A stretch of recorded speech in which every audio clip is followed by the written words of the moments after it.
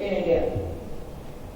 So you can see some examples over here. For words, you've got Kellogg's. For letter, you've got the Golden Arches logo of McDonald's. Numerals, James Bond 007. Devices, the Nike one. Slogans, just do it. Nokia, connecting people, etc. Characters, again, you can see from Monster.com. So these are very well-known marks, and the moment you see them, you know what the source of the good is, or the source of the service is. So that's the entire purpose of trademarks, and these are the conventional trademarks that we have in India. We also, besides the conventional marks, we've also, the courts have started recognizing certain unconventional trademarks, such as a color mark. It's not very clear over here, but that's the Dairy Milk gold and purple wrapper. So you can have the color per se. The moment you see Dairy Milk's red and gold wrapper, you know that it's Dairy Milk chocolates that we're talking about. Shape of goods, of course, Toblerone. It's got a typical conical shape, and the Coke bottle is a classic example for shape of goods. Then you've got sound mark. I don't know if it's going to play, but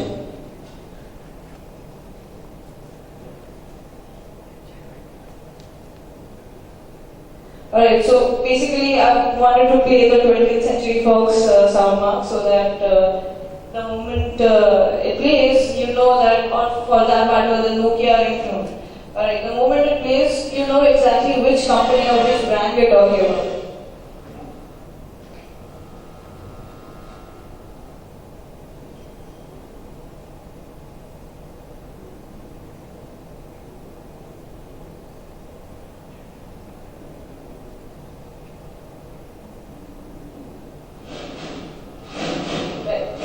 There it is.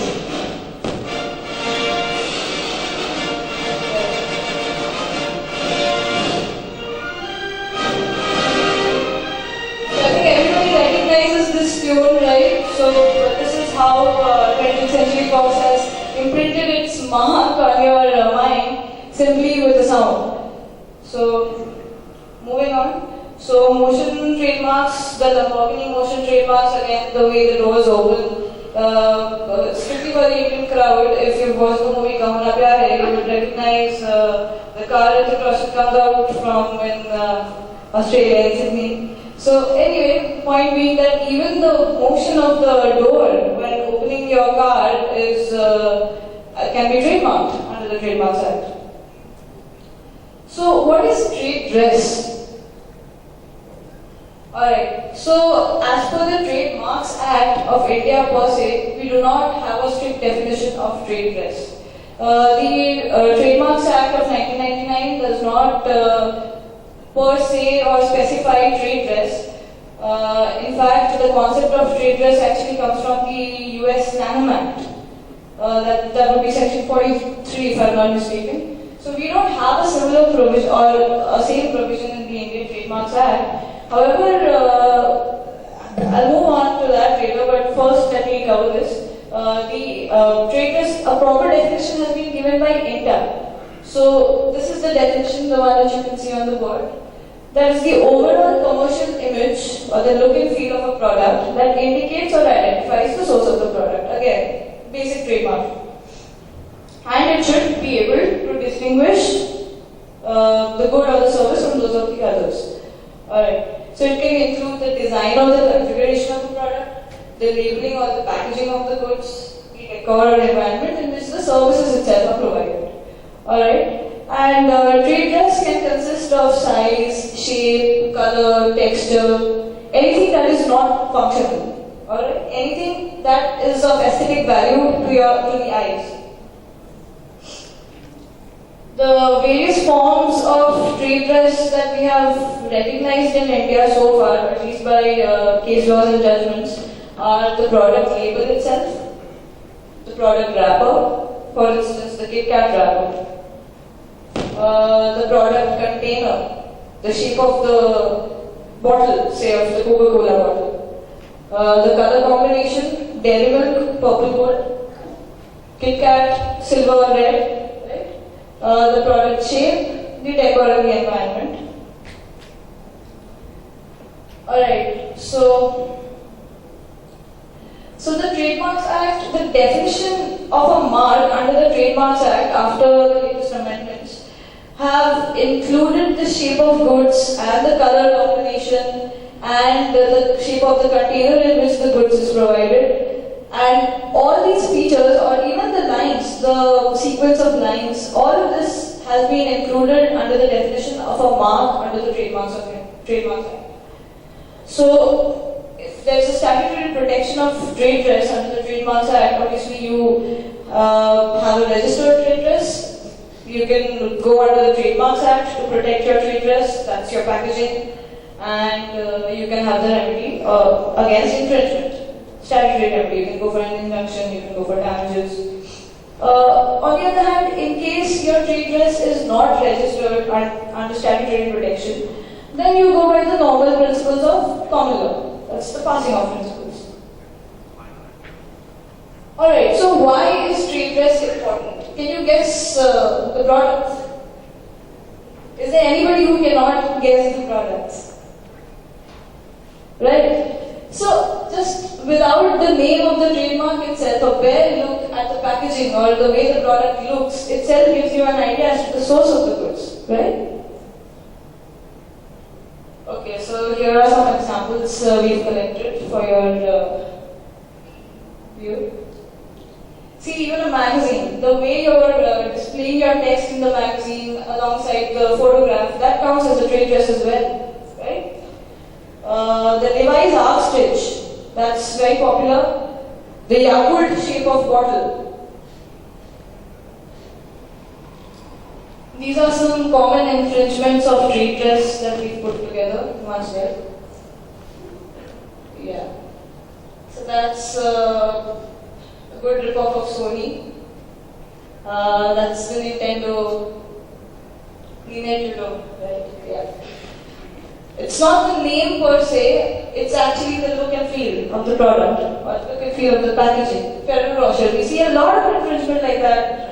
A lot of departmental stores or shops, right? Lots of Ferrero Rocher infringements. Suckers. Right? Okay, so as I was saying, Section 2, which is the definition provision under the Trademarks Act. See, so besides a heading or a name or a signature or a word or even a letter or a numeral, even the shape of goods, packaging and combination of colors, or even a combination of the packaging plus the shape of goods plus the color combination itself can qualify as a mark. It's a distinctive feature. Section 2 also lays down the definition of package. It says that any case, box, container, basically anything in which the good comes in. Alright, the product has been packaged in a particular way, and this package is also defined under Section 2. Okay, now there are certain requirements under the trademark law for a registration of a trade dress. Like for under any trademark, it needs to be distinctive, etc. So trade dress has similar qualification factors, if I may say. It has to be capable of being represented graphically. Again, like any other trademark, it must be capable of distinguishing the goods and services of one person from those of another. So, if there is no confusion in the mind of the customers as to the source of the goods, then it's not distinctive enough. Alright, so it must be used or proposed to be used in relation to goods and services, and should be, the use must be of a printed or visual representation of the mark. Like I said, it's not a functional thing, it's absolutely a visual aspect that we're looking into. Alright, so this was under the Trademarks Law. Now, even under the Designs Act, you can protect your trade dress. For instance, the Designs Act, as you would know, does not again protect the utility features of the design. It protects only the aesthetic feature, whatever looks good to the eye, right? So, logically speaking, features of shape, configuration, pattern, lines, color combination, ornament, composition, etc. All of these when applied to any article, alright? So that's the difference. The moment it is applied to any article, you can protect it under the Designs Act also. So that's another alternative that's there for protecting a trade dress, right? Okay, so this article, whether it can be in a two-dimensional or a three-dimensional form or in both forms, and again, the general requirements of the Designs Act, that it has to be made by an industrial process, and it can be mechanical, manual, chemical, as long as it's industrial, right? And in the finished article, it has to appeal to or judge solely by the eye. Okay, I won't elaborate upon this anymore. For example, this bottle. So you guys would remember John Distilleries from the Gorbachev vodka case, maybe, if you're aware of it. So this is John Distilleries. It's actually got a protected design for its bottle. So this is the one. Again, design. You can also go ahead with a copyright protection, provided. Alright, so I'll just deliberate upon this. So section, as you would know that the Copyright Act protects certain kinds of works, and one of the most prominent works is the artistic work. And under artistic work, if you can represent your packaging or design as a label or as an artistic work, then you can also protect it under the Copyright Act. However, we have to keep in mind that if you're having a design registration, you cannot have a copyright registration simultaneously. Also, if your artistic work is capable of being registered as a design under the Designs Act and has been manufactured more than 50 times, you cannot have copyright protection over it. Right? Okay. So there was actually a case back in 2007, there was a judgment back in 2007 by the Delhi High Court itself between Cadbury and Neeraj Foods products, and the contentious product here was Gems, Cadbury's Gems. Right. So the defendant was actually using the same packaging. This is called a pillow cover packaging. All right. So we've got fancy names for different sorts of packaging also. Anyway, so the defendants were actually selling something very similar, except they were calling it James Bond. Alright. But again, the court said that the plaintiff had such a same copyright in the pillow packaging of the Gems packet, and the artistic work was protected, and therefore there was infringement by the defendant. Alright, these are some registered product labels we've scooped out. That's red, white, cigarette, that's a label. Now we are coming to labels, right? Now labels usually are protected under Trademarks Act. So they are applied for, the protection is applied for as a trademark. So these are the trademark numbers, application numbers. And people usually go in for a trademark as well as a copyright protection over labels. But from my experience, the most effective way is a trademark protection. Alright. So this is just to give you an idea what the repercussions of product label in a trademark lawsuit may be. So that was Dabur's label versus Vaidyanath Ayurved's label. You can go through the slide once.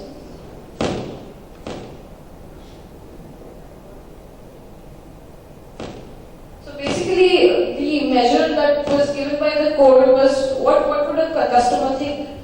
Would a customer confuse one for another? Does it look like a blatant copy-paste? Is it a blatant imitation?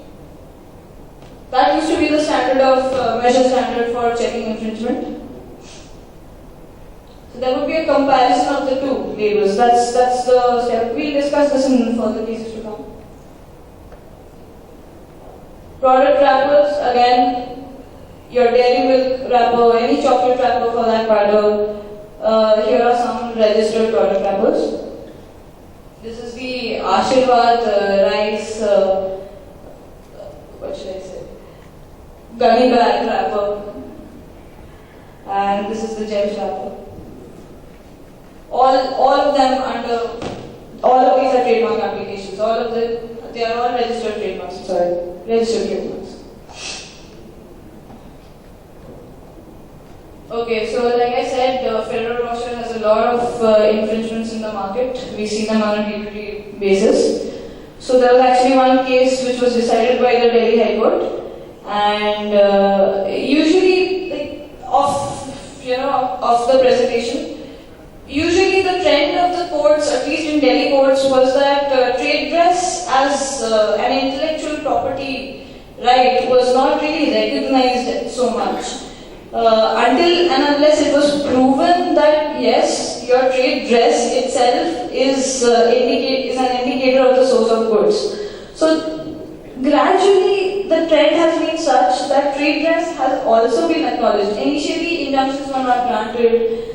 Recently, it's been a recent trend that injunctions have been granted just on the basis of trade dress infringement. Basically, trade dress being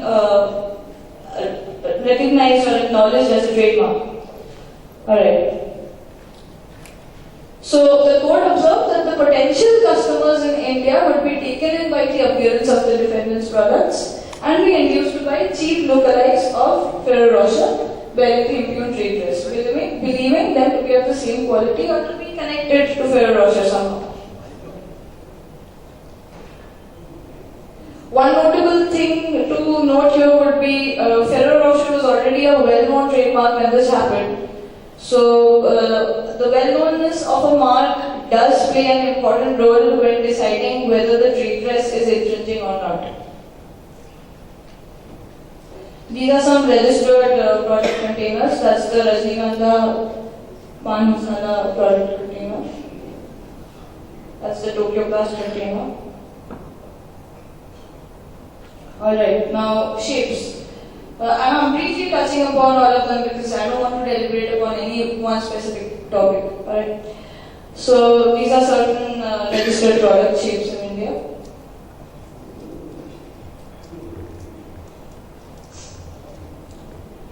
Alright, so like I said, courts have laid down certain guidelines while deciding trade dress infringement cases. I mean, initially, courts were reluctant to give an injunction solely on the basis of trade dress infringement because the whole concept of trademark was restricted to names or labels for that matter, but not the packaging of the goods per se.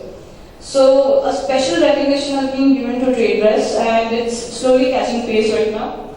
And so there was this case, Colgate-Palmolive Company versus Anchor Health.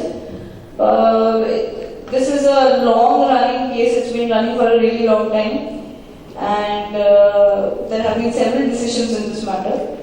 So the most notable being that the Delhi High Court actually recognized that it's the packaging of Colgate to be matching that of, or the packaging of Anchor to be matching that of Colgate. So the court laid down that it has to be the overall impression that the customer gets as the source and origin of the goods from visual impression of color combination, shape of the container, packaging, etc. Alright, so it has to be the overall impression and you cannot segregate each and every characteristic.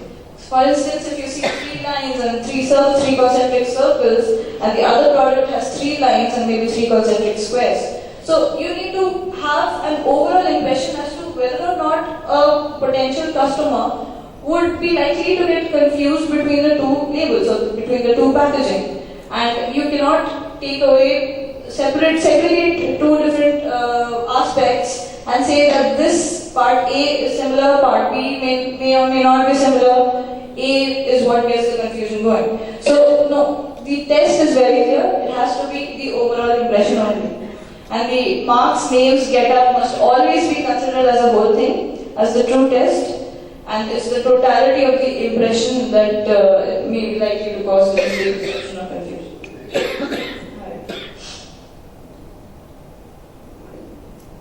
Alright, this is pertaining to product shape. So this was a case between Pernod Ricard and the guys who manufactured Imperial Gold. So This is the Royal Stag, the Plaintiff's product. So you can see that the lines are diagonally tilted towards, from bottom to up towards the right. On the other hand, the defendant's product is, diagonally going downwards, right?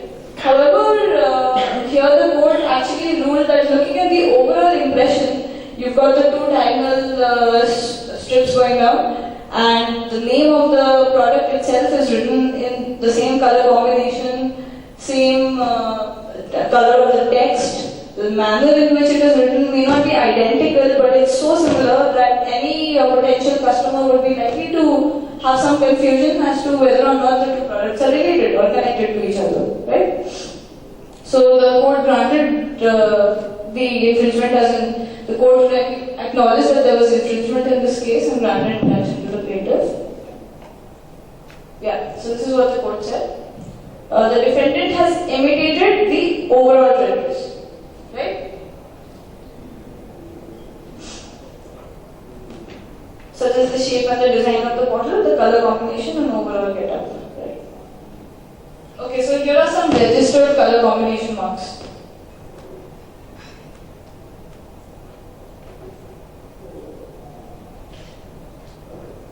So Coca-Cola sells this really popular beverage called Sprite, and you can see from the label itself how distinctive it is. It uses this yellow dot, and then you have the green and blue combination, and then you have Sprite written in a particular manner, and the bubbles, right?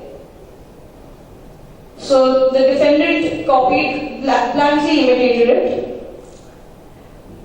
and the court observed that the color combination of the Sprite label has been blatantly imitated by the defendant. This was the observation. Blue color merging into green. Right? So, what is the kind of trade dress that is actually a good trade dress? Just as the name Google, right? It's so unique, it's so distinct. So you know it's a good trademark. So what makes a good trade dress? You're not going by name, it's not a word, it's not some random word without any meaning. It's a color combination or a sequence of lines or a sequence of shapes or the shape of the goods itself, the packaging. So how do you attract customers? At the same time, you need to ensure that it can be registered, it can be protected. So it has to be unique. It shouldn't be something that's already prevalent in the market. Preferably if it's unusual. Yes, if it's being used for a long period of time, it acquires secondary meaning. It can be an acquired distinctiveness. The way you market it, that plays a huge role. It has to be widely recognized by the public, right? If it's an international product, then of course the transport reputation plays a huge role in this. And like as a trademark, there has to be extensive trade usage, can't be restricted. Alright, and there has to be, if you've done the extensive advertisement and promotion, basically the idea is to implant your mark or implant the visual representation of your trade dress into the minds of the potential customers. So such a trade dress will generally be successful in a claim of infringement or passing off. Okay, so these are the basic issues that are.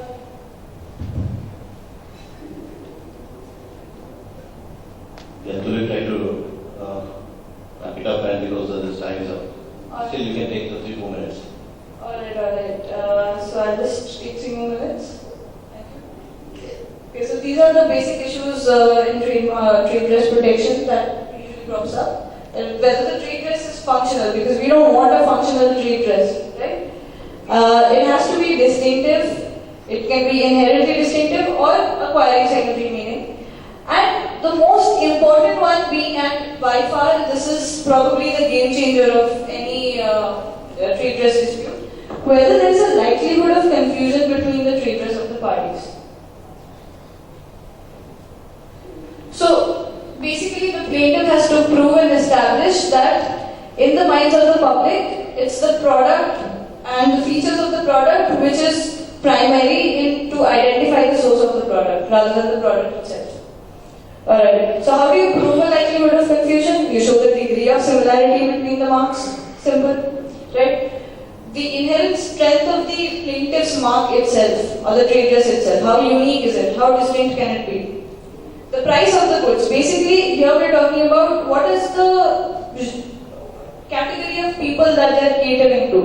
If, say, one particular product is catering to a very rich class of people, the price of that would be 10 times more, probably 10 times more than the defendant's product. So that also plays a role as per the courts.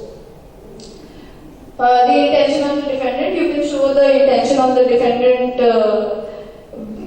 by just showing that the defendant had knowledge of your product, right? Okay. So just a few cases. There was the Glenfiddich case for proving transborder reputation and trade dress infringements. Again, I've already covered this, Imperial and Royal Stag, right? And just to, the factors, considerations are basically, again, I've already said this once, the relevant class of consumers. Even the name on the product itself, if the two products have different names, that plays a significant role. What if the name itself is enough to distinguish between the two products? Doctrine of imperfect recollection, what would a person or an average person with imperfect recollection do to, as in what would a person with imperfect recollection do to distinguish between two overtly similar products? Alright, so to wrap it up, Can take one more minute because this one. Right, so color plays a really important role. I mean, just without any words, without any say of anything else, just the color itself is good enough to be a very good indicator of the source of the product. So we've seen a lot of popular companies actually using that to their advantage. For example, my favorite example being the Dairy Milk example. And also the turquoise box for jewelry, this you immediately know it belongs to Tiffany and Company. Alright, so to wrap it up, basically your like the count scale, your trade dress can also be a very good branding tool.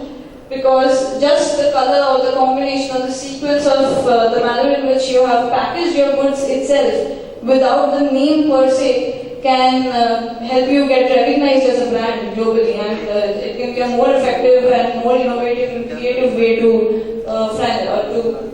brand your company or brand your products. So I think that would be it. Thank you.